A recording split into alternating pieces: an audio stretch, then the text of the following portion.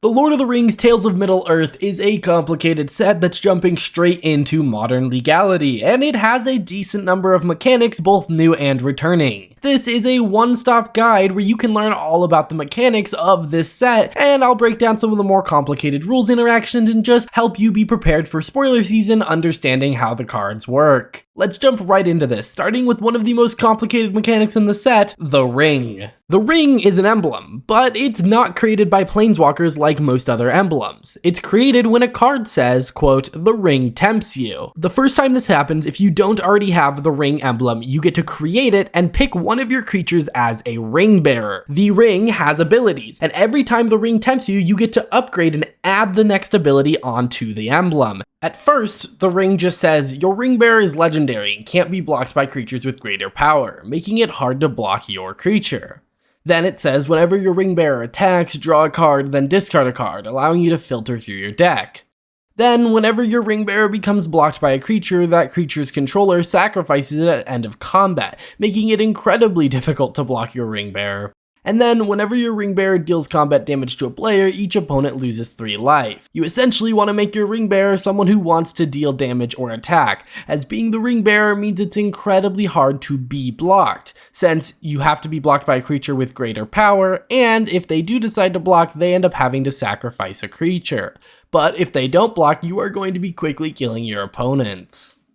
And every time the ring tempts you, you get to reselect your ring bearer as well if you'd like to. However, this is the only way to change ring bearers, meaning if your ring bearer dies or you decide you want a different creature, you must have the ring tempt you again. Once the ring has all 4 abilities, the ring tempting you just allows you to reselect what your ring bearer is, but it also will trigger any cards that care about when the ring tempts you. It's a very versatile mechanic, and not only can the ring provide you value, but also cards throughout the set are going to say things like, whenever the ring tempts you, such as Gandalf, Friend of the Shire, which rewards you whenever the ring tempts you if you choose a different creature to be your ring bearer. Or there are cards that care about your ring bearer specifically, such as Sauron, whose abilities get even better when he is your ring bearer, which I think is a really interesting dynamic that you can upgrade just one of your creatures. Even though the ring is supposed to be the one ring, multiple players can have the ring and they all have their own ring at their own level. So your ring might be level 4 while your opponent's ring might be level 2, and that's okay. You don't have to compete, and if you upgrade, it's not upgrading your opponent's ring either. Another important note is that if you control no creatures while the ring tempts you, you still get to upgrade the ring, you just don't get to have a ring bearer, which pretty much makes the ring useless. But it does mean if you have the ring tempt you early on in the game, if you then later on have the ring tempt you and pick a ring bearer, it will start at a higher level. You do not need a creature to upgrade the ring. Next up, we have a returning mechanic with some new flavor. It is Amass Orcs. Amass was a mechanic originally created for War of the Spark, and how it worked was that whenever you were instructed to amass, if you controlled no army creatures, you would create a zombie army, which was a 0/0, and put X counters on it. If you already controlled an army, you would just put X +1/+1 counters on an army you controlled. However, Amass Orcs is slightly different. While the fundamentals are true, you no longer create a zombie army, you create an orc army. And if you are putting counters on an army that isn't already an orc, say a zombie army or a creature with changeling, you will then make it an orc forever. Meaning you can make a token creature zombie orc army using a mix of Amass Zombie and Amass Orc. Speaking of which, they are errating all cards from War of the Spark that used Amass to say Amass Zombie. This also means in the future we might see things like Amass Goblin, Amass Merfolk, Amass really any creature type, and it makes the mechanic a lot more expandable. However, in this set, it's on cards like Sauron, the Dark Lord, who's a 6-cost 7/6 legendary creature that says, whenever an opponent casts a spell, Amass Orcs 1. Then, whenever an army you control deals combat damage to a player, the ring tempts you. Then, whenever the ring tempts you, you may discard your hand if you do draw 4 cards, and he has ward, sacrifice a legendary artifact or legendary creature, which is a really cool ward cost. But we get to see Amass at a modern power level, and I'm excited to see how that shifts what the cards do.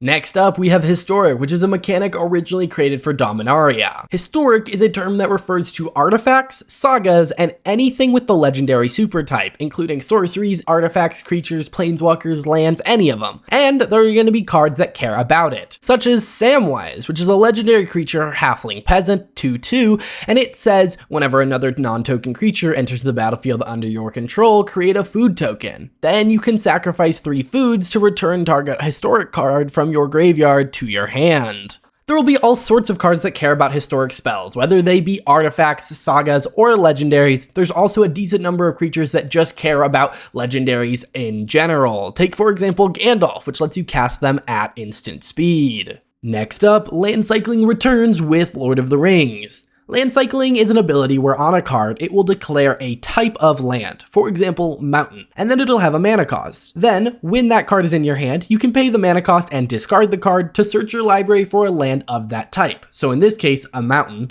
reveal it, put it into your hand, then shuffle. It's really great for color fixing and is going to help balance some cards and make the draft experience a little bit more fun. Next up, Sagas are returning, and while they've been in a lot of Magic sets, they make a lot of sense for Lord of the Rings. In case you don't know how it works, when you play a saga, you get the ability in the first chapter. Then, at the beginning of each of your pre-combat main phases, you get to move on to the next chapter and get that effect, essentially giving you 1 extra effect every turn.